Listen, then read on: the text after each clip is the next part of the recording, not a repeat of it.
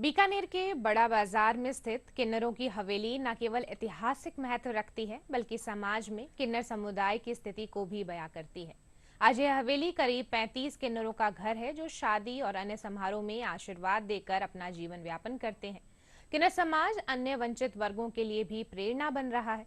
गरीब लड़कियों की शादी, विधवाओं को सिलाई मशीनें प्रदान करना और शिक्षा के माध्यम से किन्नरों को मुख्य धारा में लाना इनकी कुछ महत्वपूर्ण पहल है।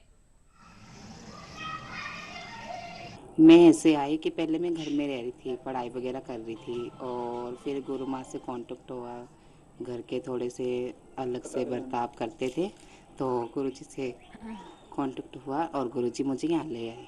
यहाँ पर तब से आप 7-8 साल से रह हाँ, रही यहाँ हैं। रह रही हूँ। अब यहाँ पर कोई दिक्कत है? नहीं, किसी कोई प्रकार दिक्कत की नहीं कोई है, समस्या बिल्कुल है? भी नहीं है। यहाँ पे मेरी जैसे कि मेरी बड़ी बहन है और भी हैं, वो भी मेरी बहनों की तरह रहते हैं और गुरुजी वो बिल्कुल माँ की तरह प्यार करती हैं, बहुत अच्छे से रहते यहाँ हैं। के वातावरण में अब आपको अच्छा लगता है कि बहुत वहाँ अच्छा अच्छा लगता लगता है। था? नहीं, यहाँ पे यहाँ पर अच्छा लगता है हाँ, आपको? मुझे तो यही लगता है कि मेरी दुनिया यही है। ये हमारे रियासत काल से हवेली है, जैसे हमारे राजा रजवाड़ों के ज़माने में तामा पत्थर से और राजाओं ने हमें हवेली दान करी थी और हम उनके टाइम से ही हमारे जो किन्नर माता थी, पहले जो सती गति माइयों का ज़माना था, जब से ही हमारी हवेली है रियासत काल से।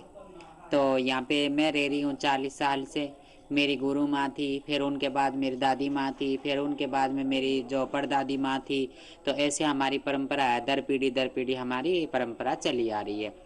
तो ये पीढ़ी हमारी चली आ रही है। इसके बाद में अभी जैसे मैं हूँ 100 वर्ष करूँगी तो फिर मेरे बाद मेरे गद्दी का मालिक मेरा चेला होगा, जो मेरा मेन मुखिया मेरी जो संभाल करता है, मेरा जो चेला है बड़ा वो मालिक बनेगा।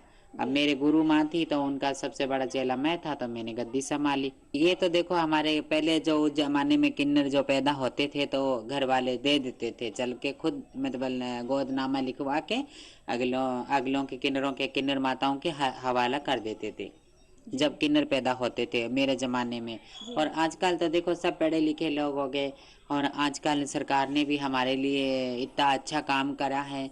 सरकार ने भी हमारे लिए बहुत अच्छा काम कर रखा है, पढ़ लिखे नौकरी भी लगते हैं, कोई चेयरमैन है, कोई पार्षद है, कोई जज की नौकरी तलाश कर रहे हैं, कोई क्या बन रहे, कोई क्या बन रहे। किन्नरों में आजकल ये हो गया।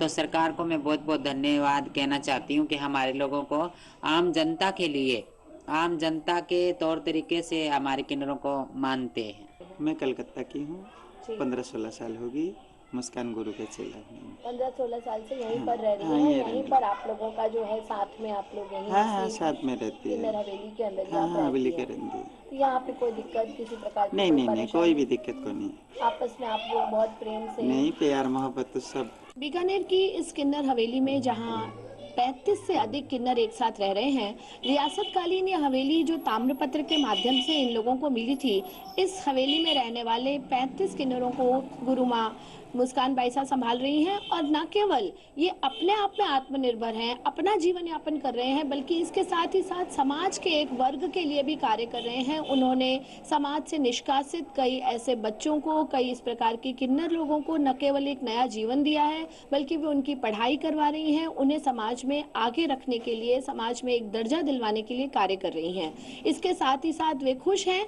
कि सरकार द्वारा उन्हें मताधिकार जैसे और भी अन्य बहुत सारे अधिकार दिए गए हैं ताकि वे आराम से अपना जीवन यापन कर सकें और इसी प्रकार वे अपने आप को समाज में सुस्थापित कर सकें। मैं बीकानेर से दूरदर्शन न्यूज़ के लिए डॉक्टर मुदिता पोपली।